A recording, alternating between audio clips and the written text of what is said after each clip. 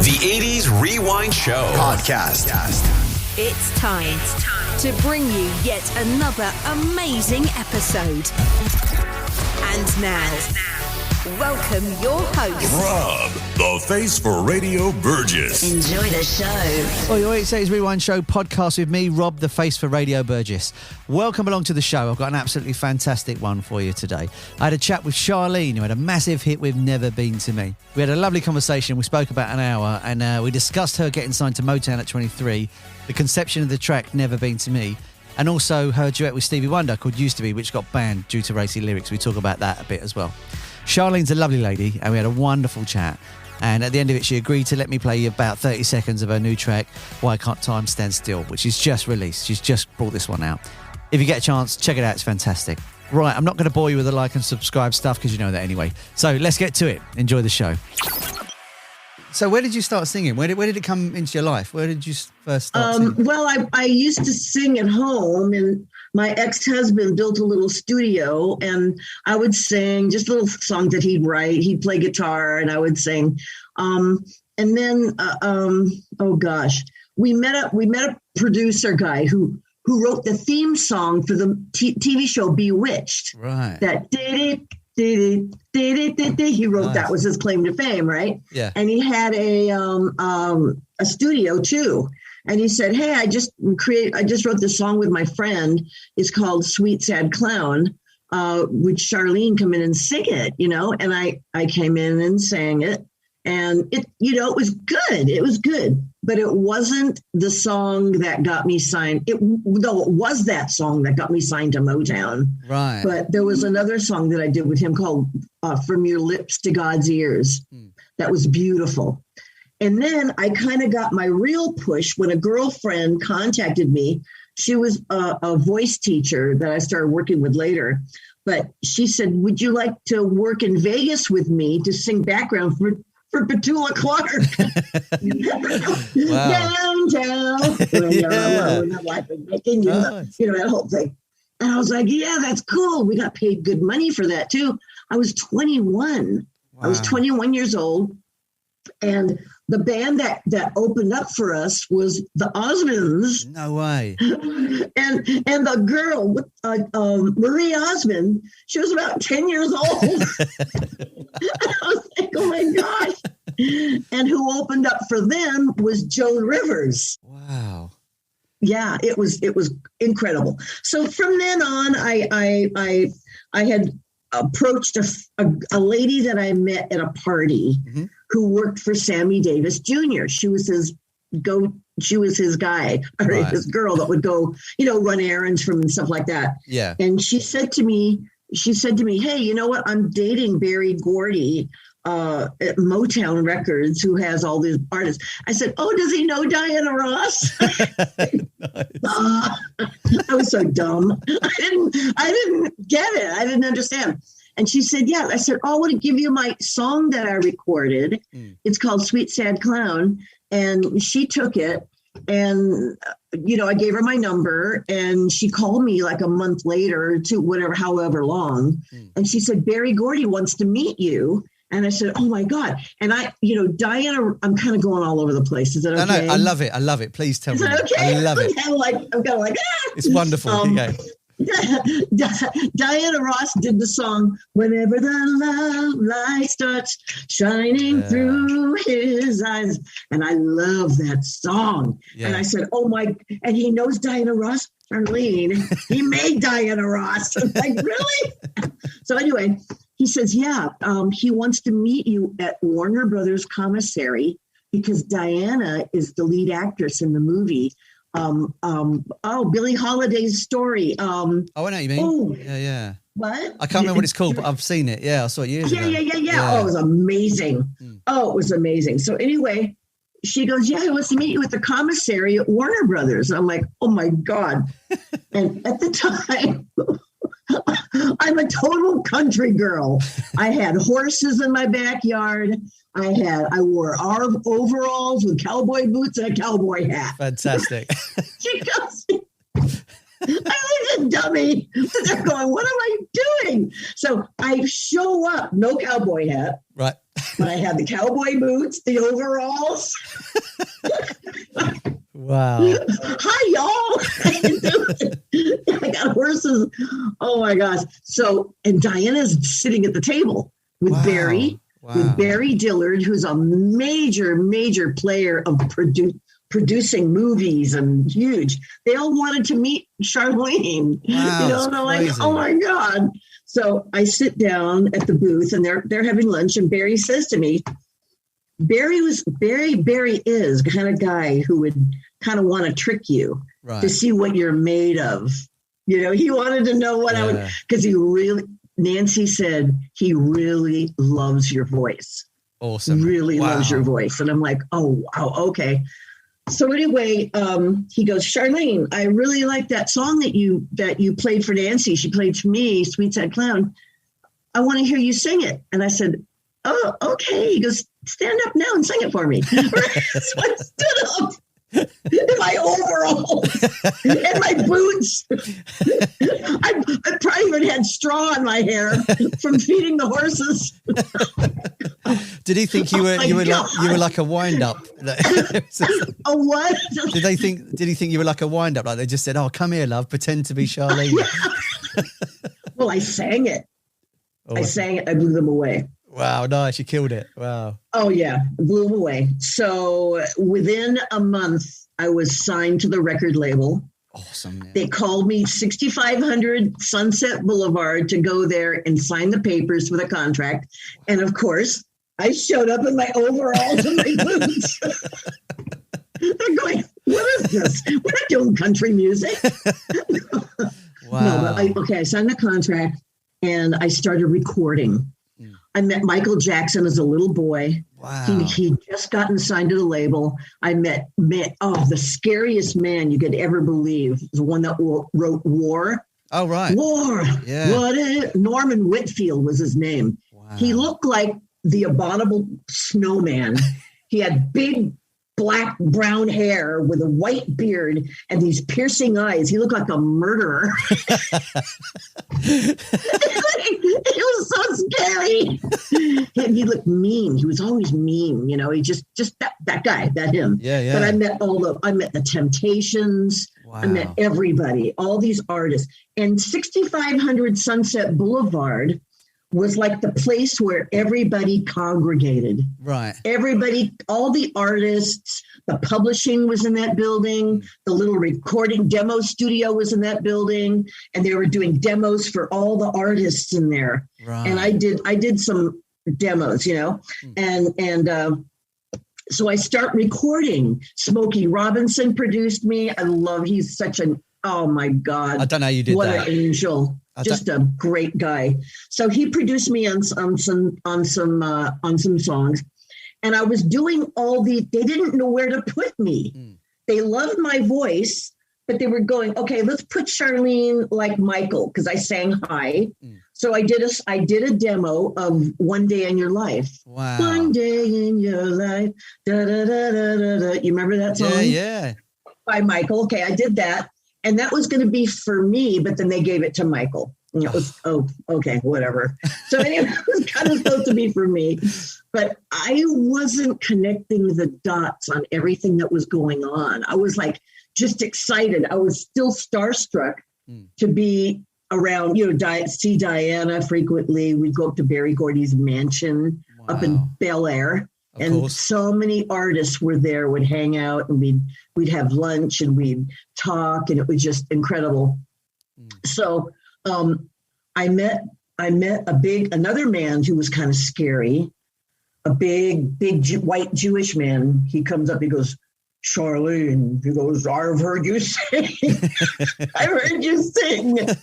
I love your voice, but and he cussed up a storm. I'm giving you all, they're giving you the worst songs to sing.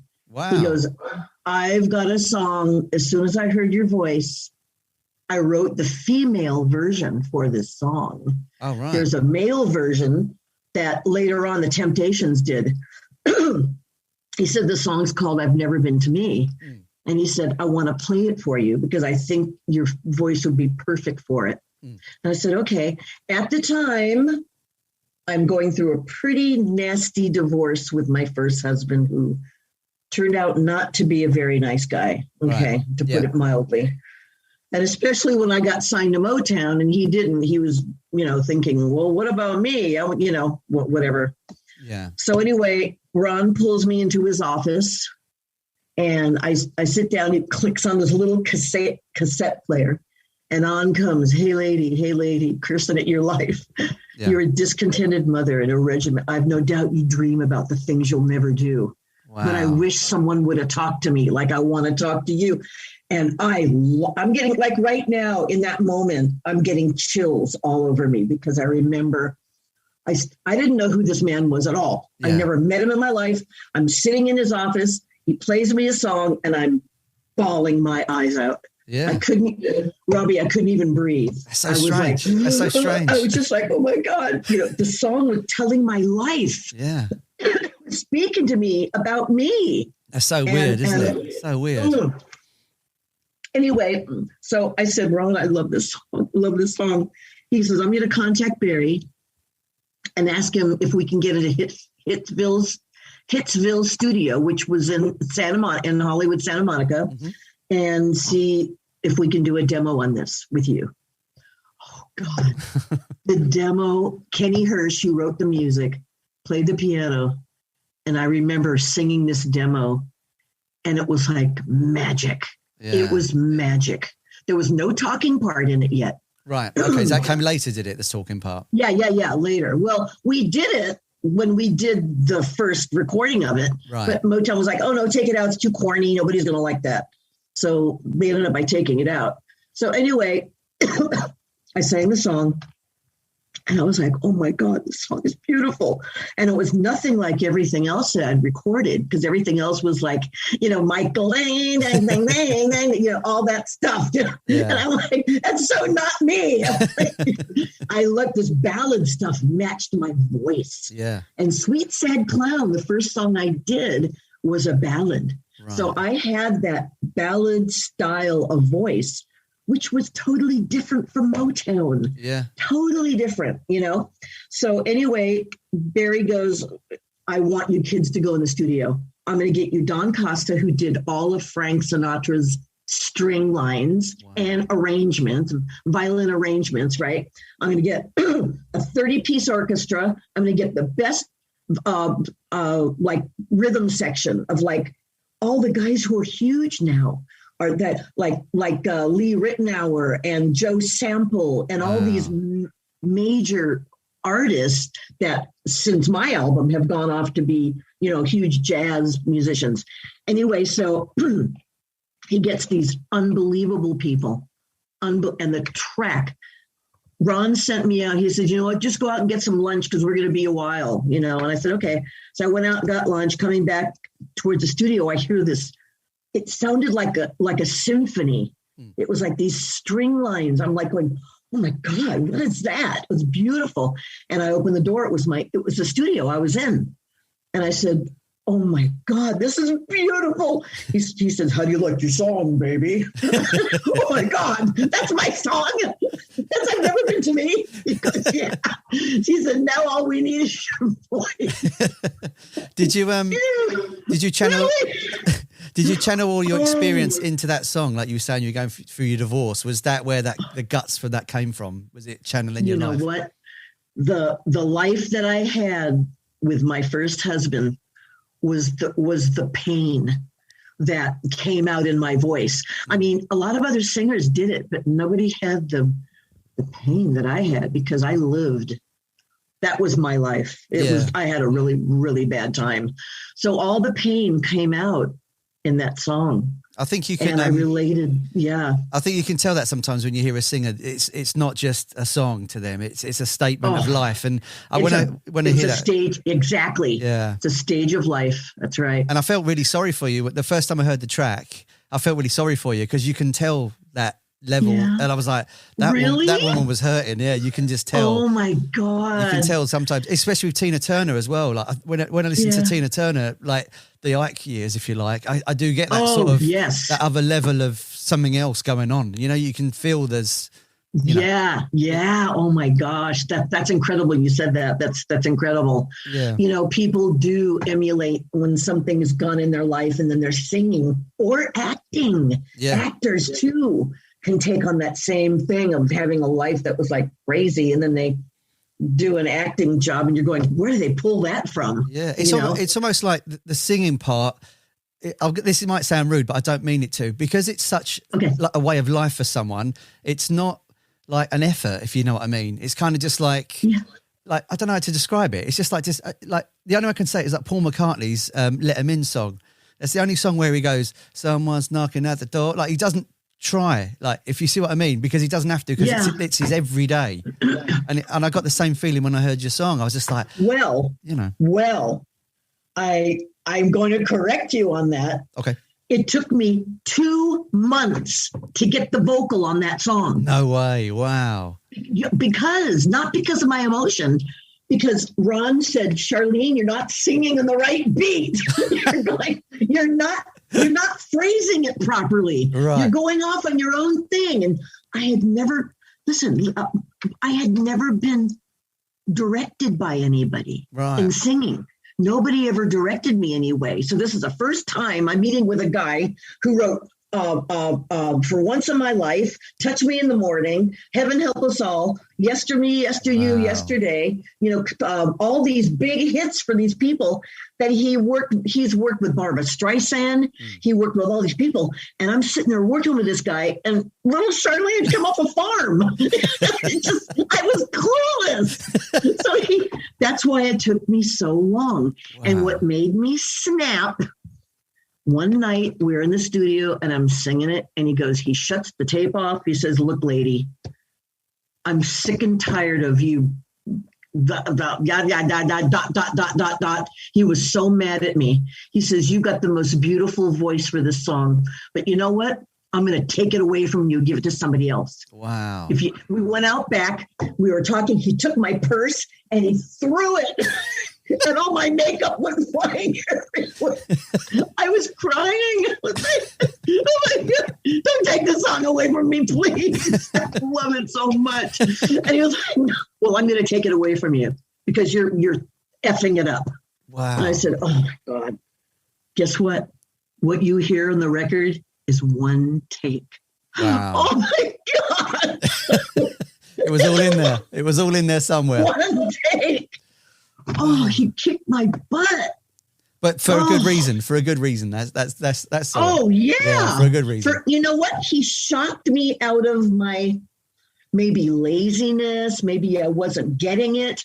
I was disconnecting things. I wasn't quite connecting the dots of what I needed to do. But if you were starstruck as well, it's not easy. Oh yeah. Oh my God. I'm singing in Motown Hitsville studio where Diana Ross sang on her Neumann mic. Wow. That I'm singing on now. It's like, oh my God. I get it. I think it was a little teeny fish going into this massive pond. Wow. So. And then did you do the album with the single straight away? Was you working on that at the same time? No, we you know what? A lot of the songs Ron and Kenny Hirsch did with me ended up on that album. Right. A song called Hungry that was beautiful. And I didn't have any trouble with those. But for some reason, I had such trouble with I've Never Been to Me. I think a lot of it was because of the way I related to it, it being so powerful and so meaningful. And it's like singing the darkest part of your life. Yeah. You know, how can you do that? How can you do that and not be torn apart, Yeah. So that it was very hard for me. I mean, it's like putting an open wound in public display, isn't it? You're basically... oh my God, you said it absolutely right. Yeah. Absolutely spot on. That's what it was. Somebody ripped off a wound, exposing all the sadness and everything. And I'm sitting there on stage singing. Yeah. I'm supposed to be right. Oh my God, that's it. You're right. Absolutely. I mean, the album's interesting. I was listening to it the other day on Spotify, and it's kind of ballady and kind of country a little bit in places as well. Yeah. And I thought it's quite a nice little mix of that, because I I didn't expect it, if you see what I mean. It was kind of, because it went to country a little bit. I was like, it wasn't just an album of ballads or, it was just really wonderful. Yeah. Yeah, you know what? I crossed over into the country charts as well. Really? Yeah. Oh, they added a little, excuse me, they added a little, that's right, little steel guitar thing on it. It sounded really neat, but it really didn't do much, you know. Right. So you know what? I wonder if do you like Ain't Easy Coming Down? Yeah. Oh, that's a pretty song. Yeah. That was going to be my next single, but then going back to England, I came back home to England because we lived there. Right. And I came back, and then Ron calls me. Never Been to Me had kind of gone bye-bye. So is this? Didn't do it. So it came out. Oh, wait, no. This is when I had the hit. Wait. Okay. Because remember, I did it in the 70s. Yeah. Was released. Right. 90s on the charts. Bombed, went away. I went through like a nervous breakdown. I was so upset. Yeah. Motown let me go. I left, and Never Been to Me comes back. It's a whirlwind. I'm number one all over the world. And then Ron writes me. Ron was a very angry man. Was he? He hated the world. And he told the story in the song Used to Be with me and Stevie. Listen to the lyric. Have you heard that? I've heard that, yeah. Because it, for people that haven't heard it, it came out, when did it come out? Was it 82 it came out? 83 or 83? I think 83. So 83. It's a duet between you and Stevie Wonder. And it comes out, and the BBC ban it almost instantly, don't they? They didn't like it. Yes. Yeah. Well, have you dissected the lyrics? Yeah, I did. And this hate. Yeah. Superman was killed in Dallas. No love left in the palace. That's right. So all this stuff. And I'm like thinking, it just, you know what, Robbie, it hit me about a year ago. I'm sitting there going, no wonder everybody hated Used to Be. Look what it was saying. Yeah. You know, rape their minds with television. What the hell? They're too young to feel pain. All this. Yeah. You know, it was like Ron wrote his story of hate, and he put me on the stage to sing it. And then I opened a newspaper in England and said, Charlene, the magnificent failure. The British are brutal. What used to be. Wow. The magnificent failure. Oh my God. I mean, did they not think of just like rewriting? Did he not think, Ron, of rewriting the lyrics and then bringing it back out and just going, actually, I can't get away with that? No, he was done. I was burned out because I suffered a very bad nervous breakdown in my life. You know, being after my ex-husband and all that stuff going on and being so excited and just being on the top of the world. And then everybody, bam, I hit like a flounder. I was just hit the ground. Oh, bless hit you. the ground, not running. Oh, so hit the ground. Yeah, it was really bad. But, you know, I started writing songs myself. I wrote a few books. I wrote my life story, my autobiography called Ive Never Been to Me. And then I wrote a historical fiction about World War II. Mm-hmm. And then I wrote a child's book called The Life and Times of Herman the Worm. And I started, you know, so I started doing a lot of writing. Yeah. You know. Yeah. But boy. Did you find writing was a good way of getting over the music industry for you? Was it a way of... Yeah. It was incredible for that. It was incredible for that. You've sort of had a wonderful and like horrible experience all at the same time. It must be hard to work out which bit is, you know. Oh my gosh, I know. You know, it's hard when you think about it because you go, it can be the most beautiful experience in life. You know, and there are parts of my career that were incredible. You know, just phenomenal. I'd never believe it. I felt like I was in kind of like a surreal blur, you know, because 1 minute I'm sitting in England crying that Never Been to Me was never a hit. Then I don't know if you know the story about I was in England and my mom called me. Yeah. Says, Charlene, somebody's looking for you from Motown. And I'm like, and this is after I left. I did Never Been to Me. under my belt. It already flopped. Okay. Yeah. And she goes, somebody from Motown's looking for you. And can I give him the number? I said, yeah, have him call me. So the phone rings and a man is on the phone. I said, hi, Charlene. He goes, hey, Charlene, this is Jay Lasker. He was the president. Berry Gordy was the chairman of the board. Jay Lasker is a president. He goes, you're on the charts with a double bullet. Wow. And I said, excuse me? What? Somebody trying to kill me? No. Charts. Oh, that's right. With a double bullet. What are you talking about? He goes, your song, I've Never Been to Me, is a big hit. It's a big hit. Wow. And I said, you're not joking. He goes, no, I'm not joking. We need you to come back. So I didn't go back to America. They came to England and we did the video in Blickling Hall in Norfolk. Wow. Oh, nice. A castle. It was incredible. Is it true you wore your wedding dress for the video? I was in my wedding dress. Wow. I mean, talk about budget cuts.